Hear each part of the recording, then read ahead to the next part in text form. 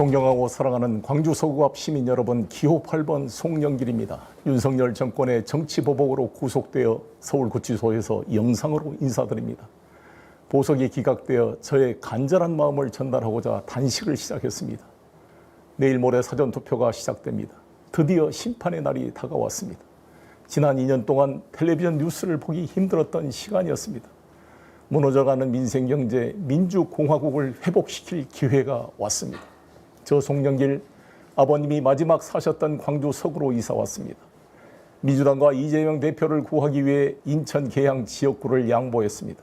집 없는 나그네처럼 지난 1년간 윤석열 검찰 독재와 맞서 거리에서 싸웠습니다. 감옥에 갇혔습니다. 돌고 돌아 어머니 품 같은 광주로 왔습니다. 광주 서구갑 유권자 여러분, 윤석열 검찰 독재의 정치보복으로 감옥에 갇힌 저 송영길의 손을 잡아주십시오. 윤석열 한동훈 검찰 범죄 정권 탄핵의 선봉이 되겠습니다. 선거철이 되니까 모두들 윤석열 정권 심판 탄핵을 이야기합니다. 그런데 지난 1년간 누가 윤석열 검찰 독재와 맞서 최전선에서 싸워왔습니까? 이재명 민주당 조국 혁신당이었습니까? 아니었습니다. 송영길과 소나무당 동지들이었습니다. 저 송영길 전남 고흥에서 태어났습니다. 중흥초 북성중 대동고를 졸업했습니다.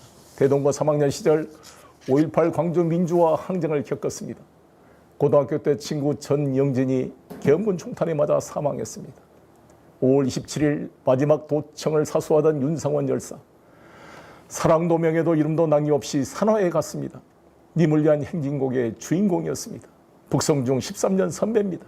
윤상원 선배의 길을 따르겠습니다.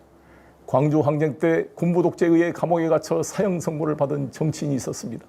김대중이었습니다. 저도 윤석열 검찰 독재의 정치 보복으로 감옥에 갇혔습니다.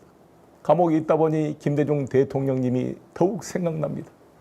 저를 젊은 피 수혈 1호로 발탁해서 공천을 주셨습니다. 저의 멘토입니다.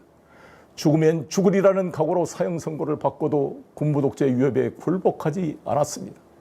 검찰 독재 송영길 김대중 대통령의 길을 따라 굴복하지 않고 싸우겠습니다. 변치 않는 푸른 소나무가 되겠습니다. 윤석열 탄핵과 정권 교체를 위해 광주 서구에 저 송영길 소나무를 심어주십시오. 저 송영길 아내 남영신을 만나 학생운동, 노동운동 동지로 민주주의를 위해 싸워왔습니다. 60평생 집 한 칸 없이 빌라에서 전세를 살고 있습니다. 최근 광주 서구 내방마을 주공아파트로 이사했습니다. 월급 25%를 기부하면서 봉사하고 살아왔습니다. 딸 현주, 아들 주한 바르게 키웠습니다. 계양구 지역구에서 초중고를 나왔습니다.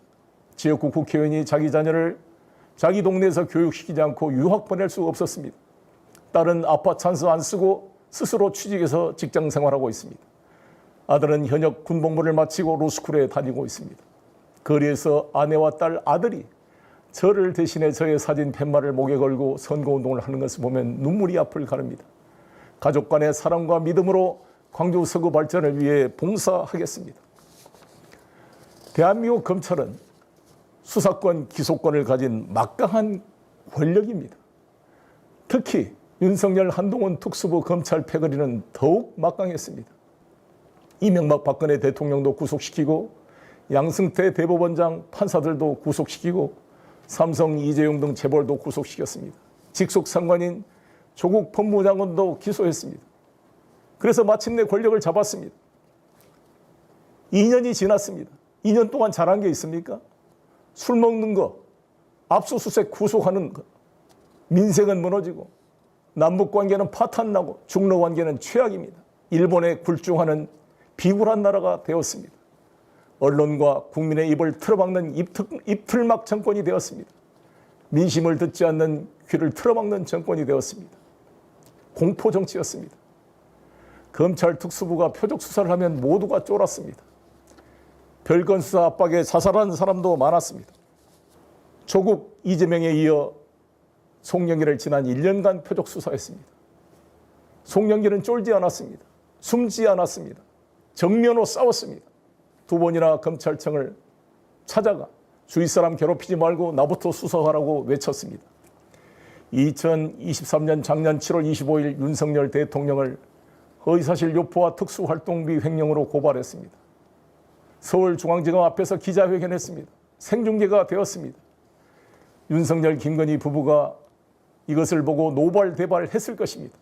바로 이틀 후에 여수상공회의소 전 회장 박용화 씨 회사 및 주변인 10여 곳을 압수수색했습니다. 보복이 본격화된 것입니다. 돈봉투 사건으로 저를 수사하던 검찰이었습니다. 돈봉투 사건으로 받은 압수수색 영장으로 그 범위를 벗어난 별건 수사를 해서 증거를 위법하게 수집한 것입니다. 재판부도 위법 수집 증거의 문제점을 지적했습니다.